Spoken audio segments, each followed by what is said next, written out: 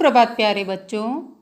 आओ विचारे की श्रृंखला में पिछली कहानी के अंत में आपको एक पहेली दी गई थी और पहेली इस प्रकार थी। ऊंट की बैठक हिरण सी चाल, ऊंट की बैठक हिरण सी चाल, वह कौन सा जानवर जिसके पूंछ न बाल। तो आशा है आप सभी ने उसका उत्तर खोज ही लिया होगा और उसका सही उत्तर है मेढक। जी हाँ, मेढक। मेढक की बैठक, उसके बैठने का तरीका ऊंट के समान होता है और उसकी चाल हिरण जैसी तेज होती है, लेकिन उसके न तो पूंछ होती है और न बाल होते हैं। तो आइए, आओ विचार की श्रृंखला को आगे बढ़ाते हुए आज हम लेते हैं एक और कहानी, और कहानी है फूटा घड़ा। तो बच्चों, यह बात बहुत पुराने समय की है। एक गांव में किशन नाम का एक किसान था। उसका एक छोटा सा खेत था। उस जमाने में आज की तरह ट्यूबवेल नहीं हुआ करते थे। बरसात के अलावा दूसरे मौसम में दूर दूर से नदियों या कुओं से पानी लाकर पेड़ पौधों को पिलाते थे। तो किशन भी अपने पेड़ पौधों को पानी पिलाने के लिए नदी से पानी लेकर आता था।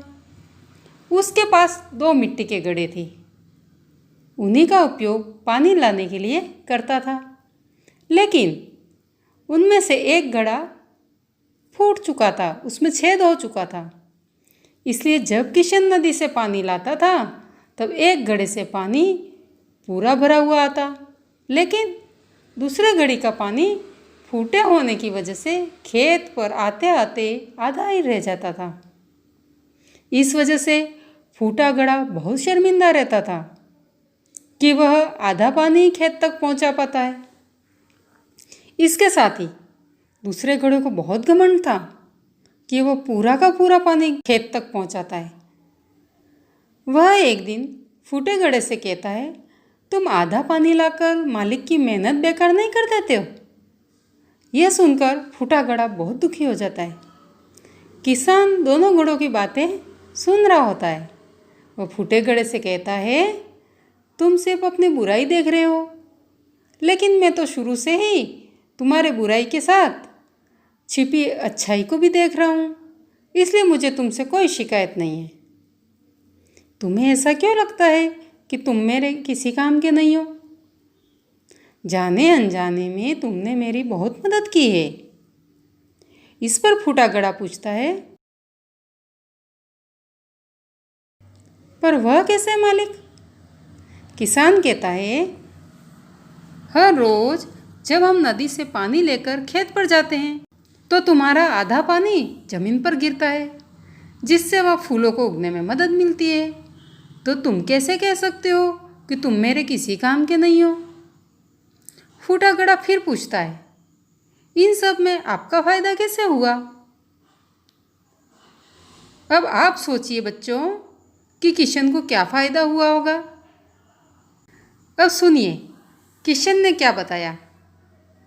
किशन ने कहा, असल में मैं अब खेती के साथ साथ उन फूलों को भी बेचने लगा हूँ, जिसे बेचकर मैं और अधिक पैसे कमा लेता हूँ, और उन पैसों से मैं अपने खेत के लिए अच्छे बीज खरीद लेता हूँ, और ये सब तुम्हारी वजह से ही तो हो पाया है। इसलिए अब तुम्हें अपने आप को कभी दोष देने की आवश्यकता नहीं है। तो बाल मित्रों, हमें कभी भी किसी की कमजोरी का मजाक नहीं बनाना चाहिए, बल्कि उसकी अच्छाई को ढूंढकर उसे और निखारना चाहिए। इसी तरह आपने अंधे और लंगड़े की कहानी सुनी होगी। अंधा व्यक्ति देख नहीं सकता था और लंगड़ा चल नहीं सकता, तो लंगड़ा व्यक्ति अंधे व्यक्ति के कंधे पर बैठ जाता है और उसे राह दिखाता जाता है। इस तरह वे अपना काम करते थे। ऐसे कई उदाहरण हमारे अपने निजी जीवन में भी देखने को मिलते हैं। परिवार में भी किसी एक में कोई विशेष गुण है तो दूसरे में कोई और सब मिलकर एक दूसरे का सहयोग करते हुए आगे बढ़ते जाते हैं। तो बाल मित्रों, यह थी आज की अपनी कहानी फूटा घड़ा, जो हमें कई सीख दे जाती है। तो अब आपको इंतज़ार होगा आज की गतिविधि का। तो आज मैं आपके लिए लाई हूँ एक और पहेली, और उसका हल आपको ढूंढना है। और पहेली है, काला रंग है मेरी शान, काला रंग है मेरी शान, सबको मैं देता हूँ ज्ञान। शिक्षक करते मुझ पर काम, शिक्षक करते मुझ पर काम, नाम बताकर बनो महान। तो बच्चों, हम अगली कहानी के साथ मिलते हैं। तब तक के आप इसका हल ढूंढिए और उसका सही जवाब दिया जाएगा अगली कहानी में। थैंक यू, धन्यवाद।